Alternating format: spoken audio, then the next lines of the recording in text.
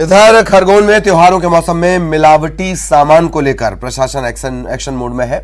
देर रात एक निजी यात्री बस से तकरीबन 55 कट्टे यानी 15 क्विंटल मावा जब्त किया गया है। ये 4 लाख रुपए इसकी कीमत बताई जा रही है। एसपी की सूचना पर एसडीएम ने राजस्व और खाद्य सुरक्षा विभाग की टीम के साथ छापे की कार्रवाई की। ये मावा निजी यात्री बस से रतलाम से बिना बिल और बिल्टी के आ रहा था। भनक लगी, चेकिंग के निर्देश दिए गए और 15 क्विंटल मावा जब्त किया गया है। सैंपल लिए गए हैं, जांच के लिए भेजे गए हैं। 25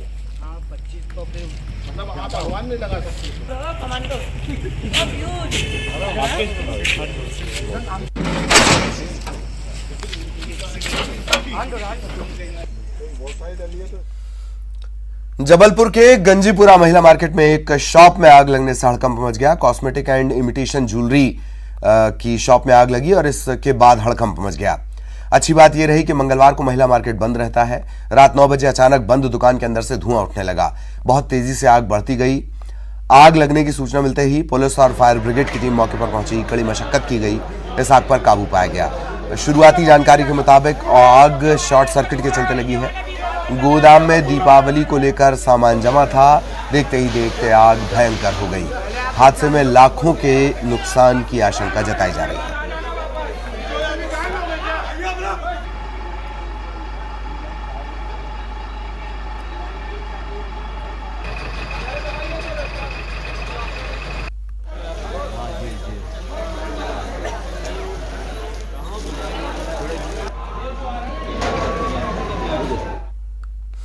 और अब खबर ग्वालियर से, जहां एक पीड़िता ने मारपीट की। ये पीड़िता है, मामा शिवराज से गुहार लगाई है।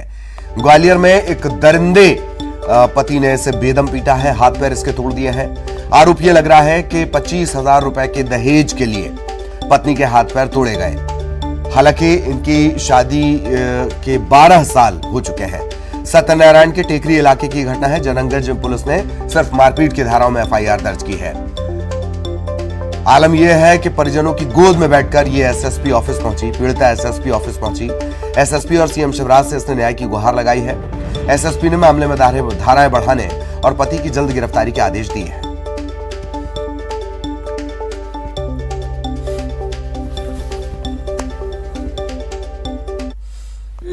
मेरी मदद करो शिवराज मामा।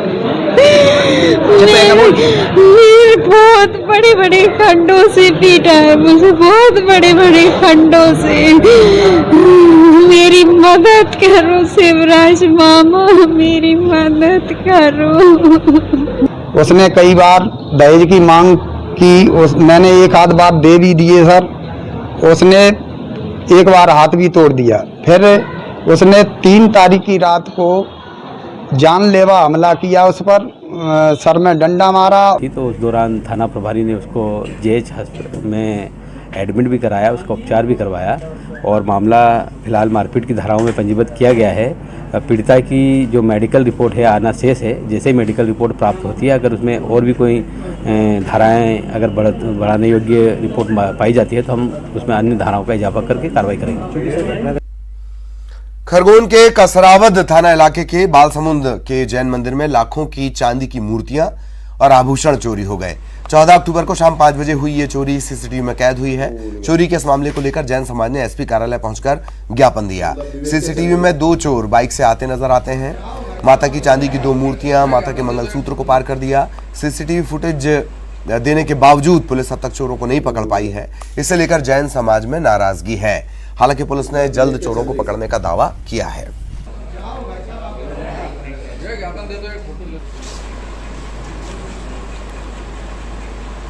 वो भूल गया, मतलब विवेचना चल रही है।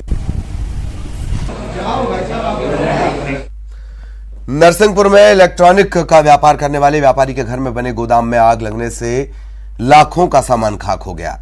गाडरवाड़ा इलाके में तड़के सुबह हुए इस हादसे की वजह शॉर्ट सर्किट बताई जा रही है। गनीमत ये रही कि परिवार पूरा सुरक्षित घर से बाहर निकल आया। आग की उठ रही लपटें काफी भयावह थीं। गनीमत ये रही कि कोई हताहत नहीं हुआ, कोई बड़ा हादसा नहीं हुआ।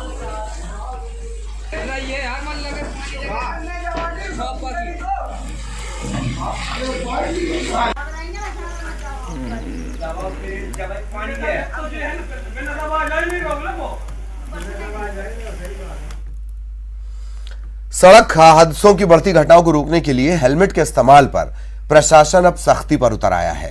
हेलमेट को लेकर जबलपुर में पुलिस और पेट्रोल पंप संचालकों के बीच एक बैठक हुई। इसमें सहमति बनी है कि अब बिना हेलमेट पहने पेट्रोल भरवाने के लिए आने वाले वाहन चालकों को पेट्रोल न देने की अपील की गई है।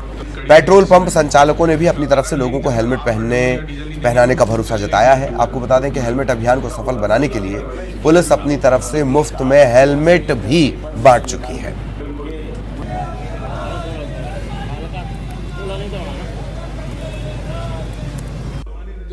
उच्च न्यायालय के आदेश के अनुसार आज की मीटिंग में जो डिसीजन हुआ है वो ये हुआ है कि पेट्रोल पंपों पे हम कोशिश करेंगे कि लोग हेलमेट पहन के आए। हम लोगों को जागृत करेंगे कि हेलमेट पहन के आए पेट्रोल भराने, और हेलमेट पहन के ही अपनी खुद की सुरक्षा के लिए सड़कों पर अपने वाहन चलाएं, सारे दुपहिया वाहनों वाले चालकों से।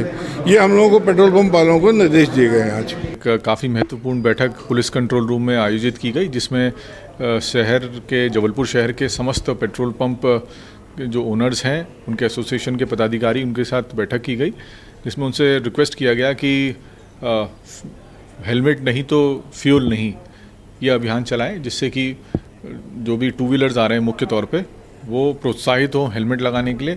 और निवेदन किया गया कि जब तक वो हेलमेट नहीं लगाते तब तक उनको फ्यूल ना दिया जाए। इस तरह का निवेदन उनसे किया गया। छतरपुर में मोटे के महावीर मंदिर में समाधि बनाने पर धार्मिक संगठनों ने आपत्ति जताई है। आपको बता दें कि मोटे के महावीर मंदिर के पुजारी ने अपनी मां के देहांत के बाद शव को मंदिर परिसर में दफनाकर समाधि बनवा ली। इसे लेकर धार्मिक संगठनों ने आपत्ति जताई। ये मामला पुलिस और प्रशासन के पास पहुंचा।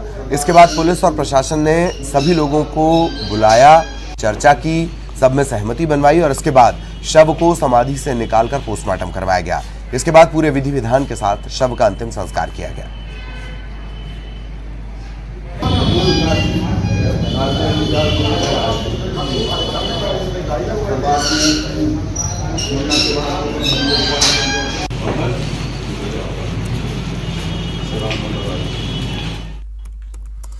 इधर इंदौर से बड़ी खबर, नशे में धुत युवक को पुलिस ने पकड़ा है। दरअसल ये हूटर बजाकर गाड़ी चला रहा था। हूटर बजाकर गाड़ी ये चला रहा था। 2 किलोमीटर तक पुलिस ने पीछा किया, तब कहीं जाकर ये पकड़ में आया है। कार में युवती भी मौजूद थी।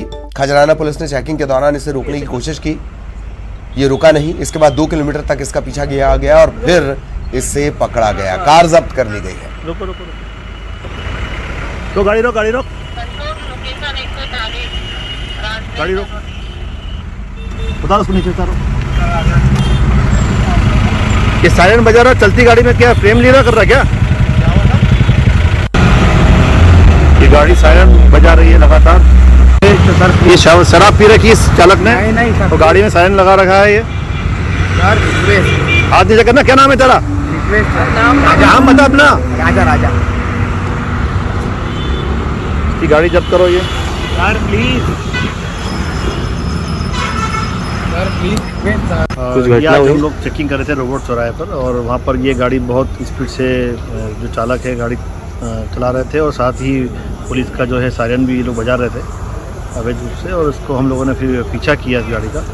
तो इसमें जो चालक है ये शराब के नशे में मिले, और ब्रेथ एनालाइजर से इनका टेस्ट किया गया तो शराब की मात्रा पाई गई, और पुलिस गाड़ी को भी उन्होंने जब्त किया है 185 में, और हम कार्रवाई कर रहे हैं।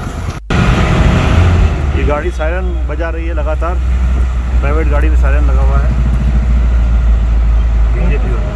और सहयोगी अरुण इस वक्त हमारे साथ जुड़े हुए हैं। अरुण, 2 किलोमीटर तक पीछा, उसके बाद ये पकड़ाया, हूटर बजाकर गाड़ी चला रहा था। फिल्मी पूरा ये घटनाक्रम रहा। अरुण, बिल्कुल, देखिए रोबोट चौराहे पर, जो इंदौर के रोबोट चौराहे पर जब पुलिस चेकिंग चल रही थी, जब इस गाड़ी को रोका गया तो इसने गाड़ी नहीं रोकी। राजा नाम का युवक इस गाड़ी को चला रहा था और नशे में धुत था। इसके साथ एक युवती भी कार में बैठी हुई थी, और जब ये नहीं रुके तो पुलिस ने इनका पीछा किया, और लगातार जब 2 किलोमीटर तक गाड़ी नहीं रोकी तब बड़ी मशक्कत के बाद पुलिस ने वायरलेस पर सूचना दी और इस गाड़ी को रुकवाया गया। तब ये नशे में जो युवक था वो गाड़ी में से नीचे आया। हालांकि वो क्यों सायरन बजा रहा था ये पुलिस भी नहीं समझ पाई और वो भी जवाब नहीं दे पाया। लेकिन ये गंभीर मामला है कि जब सायरन पे पूरी तरह से रोक लगी हुई है, किस तरह का कोई सायरन गाड़ी में नहीं लगाया जाएगा, लेकिन प्राइवेट गाड़ी में सायरन लगा हुआ था और बड़ी तेजी से ये युवक चला रहा था। हो सकता है इसकी गर्लफ्रेंड हो, उसको इम्प्रेस करने के लिए इस तरह की ये घटना इसने की। हालांकि पुलिस इसमें पूछताछ कर रही है, तो आगे इसमें कार्रवाई की जाएगी। गाड़ी को जब्त कर दिया है और इसका जो मेडिकल परीक्षण भी कराया है, जिसमें ये नशे में धुत पाया गया, तो उसका मेडिकल के बाद इस पर भी कार्रवाई अब की जाएगी। इस पर भी कार्रवाई की जाएगी। इस युवक के बारे में और कोई जानकारी लग पाई है? कौन ये है, क्या कोई हिस्ट्री है इस तरह की इसकी? हालांकि आजकल तो हर छोटे से चालान की हिस्ट्री नजर आ जाती है। अरुण, बिल्कुल, देखिए ये जो गाड़ी है प्राइवेट है, अभी इसका पता लगाया जा रहा है कि ये गाड़ी किसकी है। ये किसकी खुद की गाड़ी है या किसी की दूसरे की गाड़ी ये चला रहा था। इन सब बिंदुओं पर पुलिस जांच कर रही है और थोड़े समय बाद ये पूरा मामला सामने आ जाएगा। जी जी, चलिए बहुत बहुत शुक्रिया अरुण इस तमाम जानकारी के लिए। और अब रायपुर से बड़ी खबर आपको बता दें, भूपेश बघेल सीएम की लिस्ट में सबसे अव्वल आए हैं। आम जनता को खुश करने वाले देश के नंबर 1 मुख्यमंत्री बने हैं। IANSC वोटर्स के देशव्यापी सर्वे में खुलासा हुआ है। IANSC वोटर्स के सर्वे में दावा किया गया कि देश में छत्तीसगढ़ में भूपेश बघेल कि लोग अपने सीएम से कितना खुश हैं, इस बात का पता लगाने के लिए सर्वे करवाया गया था। उसमें अव्वल आए हैं मुख्यमंत्री भूपेश बघेल।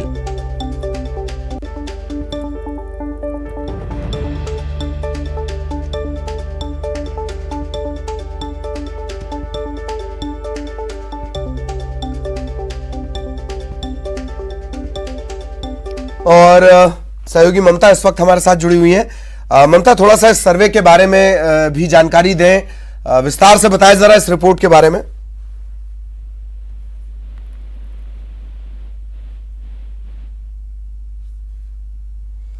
चलिए ममता से संपर्क करने की कोशिश हम करेंगे। रायपुर से बड़ी खबर, भूपेश बघेल सीएम की लिस्ट में सबसे अव्वल नंबर पर आए हैं। आम जनता को खुश रखने वाले देश के नंबर 1 मुख्यमंत्री। दरअसल IANSC वोटर्स के देशव्यापी सर्वे में खुलासा हुआ है। एक बार फिर ममता से बातचीत करने की कोशिश करेंगे। ममता, आप तक मेरी आवाज पहुंच रही हो तो पूरे विस्तार से इस रिपोर्ट के बारे में जानकारी दें।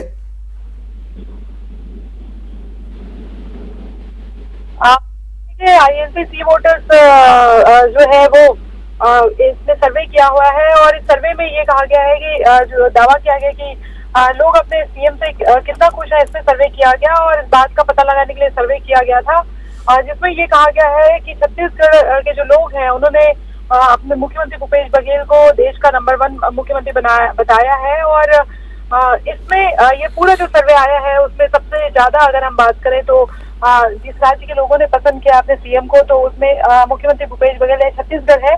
और इसमें यह भी कहा गया है कि लोग अपने सीएम से कितने खुश हैं, इस पर भी लोगों ने बताया है कि कितनी खुशी जो है वो है। और खासतौर पे इसको लेकर कांग्रेस का कहना है कि सरकार की जो तमाम योजनाएं हैं वो गांव, गरीब, किसान, महिलाएं, बच्चों सभी के लिए है और यही वजह है कि हर वर्ग का जो व्यक्ति है वो यहाँ पर खुश है। और इसके पहले भी अगर हम बात करें तो मुख्यमंत्री भूपेश बघेल जो है वो देश के नंबर 1 सीएम का ताज जो है उनको पहले भी मिल चुका है। एक तरह से कहें कि सर्वे हुआ था उसमें, और इस बार भी जो ये सी वोटर से सर्वे किया है उसमें ये चीज जो है वो सामने आई है। जी, खुश रखने के मामले में भी वो अव्वल हैं और शायद यही वजह है कि उनकी जो ग्रास रूट लेवल की योजनाएं हैं ममता, उस पर एक तरह से मुहर लगी है।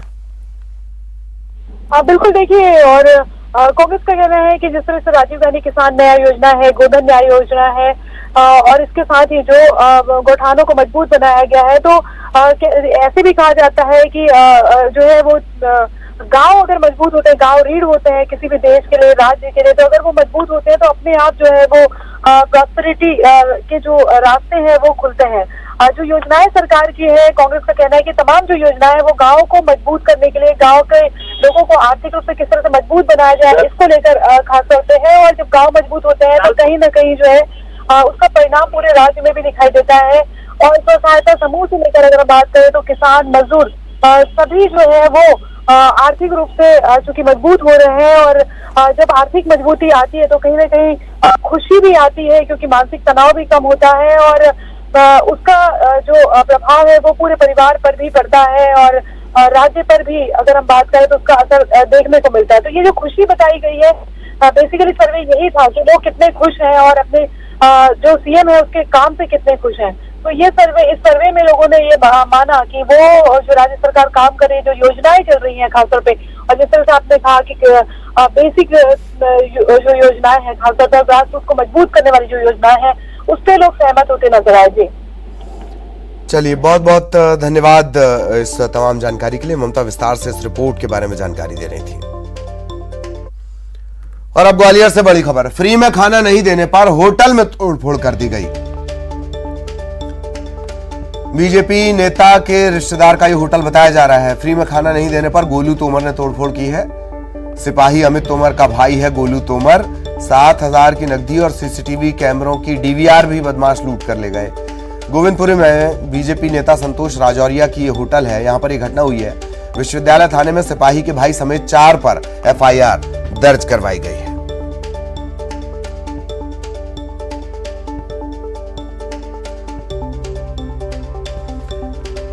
सहयोगी सुशील हमारे साथ जुड़े हुए हैं। सुशील, एक तरफ बीजेपी नेता, एक तरफ सिपाही, बीच में पुलिस की कार्यवाही, बताएं विस्तार से जरा।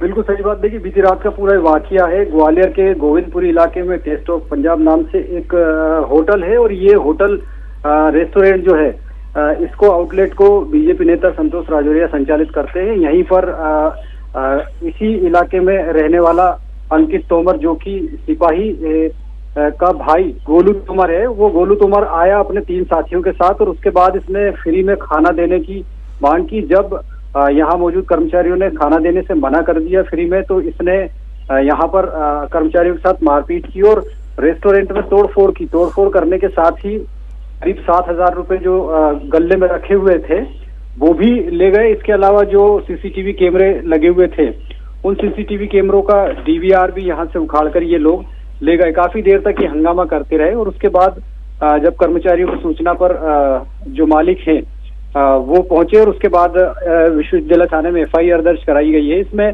गोलू तोमर सहित 3 लोगों के खिलाफ लूट और मारपीट का मामला दर्ज कर लिया है और इनमें से एक आरोपी को सुबह पुलिस ने हिरासत में ले लिया है। बाकी 3 और लोगों की तलाश की जा रही है। तो कहीं ना कहीं निश्चित तौर पर ये एक पोश इलाके में इस तरह की घटना पुलिस के लिए भी, कानून व्यवस्था के लिए भी सवाल खड़े करती है और जब आरोपी सिपाही का भाई और उसके सहयोगी हो तो जरूर कानून पर सवाल उठते हैं।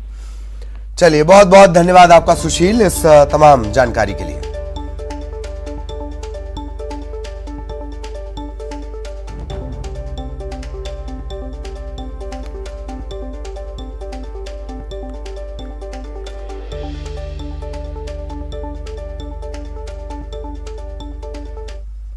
और अब भोपाल से बड़ी खबर, मध्य प्रदेश सरकार ने फिर कर्ज लिया है। 1,000 करोड़ रुपए का कर्ज लिया गया। 15 साल की अवधि के लिए कर्ज लिया गया है और इस कर्ज के साथ मध्य प्रदेश सरकार पर कर्ज की सीमा हो जाती है करीब 3 लाख करोड़। हालांकि हर राज्य की एक लिमिट होती है, वो कितना कर्ज ले सकता है। जीडीपी के अनुपात में ये कर्ज की लिमिट होती है। मध्य प्रदेश उस लिमिट के करीब पहुंचने वाला है। तो अब ये कर्ज बढ़कर करीब 3 लाख करोड़ रुपए का हो चुका है।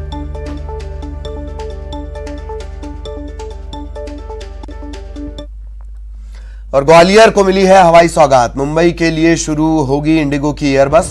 सप्ताह में 4 दिन ये एयरबस चलेगी। दोपहर 2:40 पर मुंबई रवाना होगी। 15 नवंबर को एयरबस का शुभारंभ ज्योतिरादित्य सिंधिया करेंगे। इससे पहले ट्रेन एक जरिया थी, तकरीबन 11 घंटे लगते थे। अब कुछ ही घंटों में ये दूरी तय की जा सकेगी। ग्वालियर टू मुंबई 4 दिन ये एयरबस चलेगी। दोपहर 2:40 पर मुंबई रवाना होगी।